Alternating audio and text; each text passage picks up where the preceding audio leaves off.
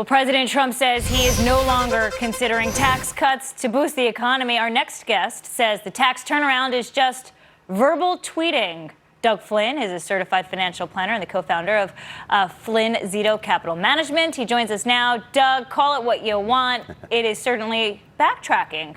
Why?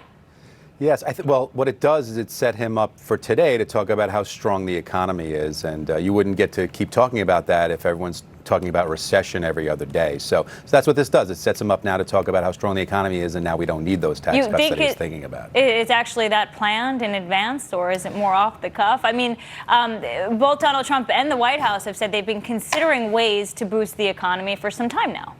I think they're always looking at all different ways that they could boost the economy, and certainly a payroll tax cut is something that, look, politicians float stuff out there, see what the pushback is. I do think that he's 1 to 2 steps ahead in terms of setting people up to focus in on what he says so that he can come back the next day and turn it around and throw it back at everybody. That's essentially what he's done since he's got in. So, and a lot of this is about perception and holding the economy for 2020. So he did get pushback on indexing capital gains to inflation, that being elitist.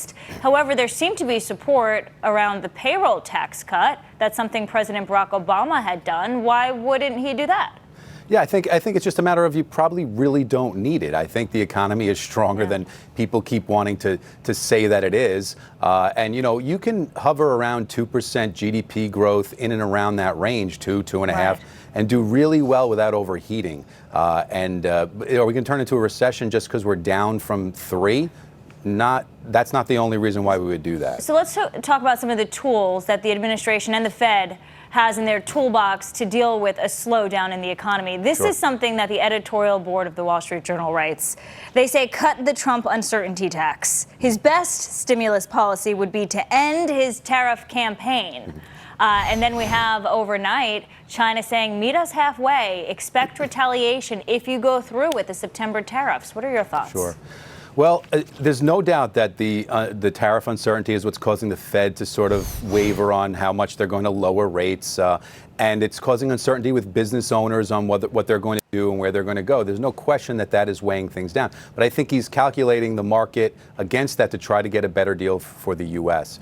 As far as you know, where do we go from here? The U.S. is a very resilient economy within itself, with 70% of it coming from the consumer. We don't rely a lot on exports compared to other countries relative to their GDP. So we can withstand more than I think people think, but it is causing uncertainty. But I do think the economy is fundamentally still pretty good, although lower rates would certainly boost the market. Doug Flynn, thank you. You got it. All right, we have got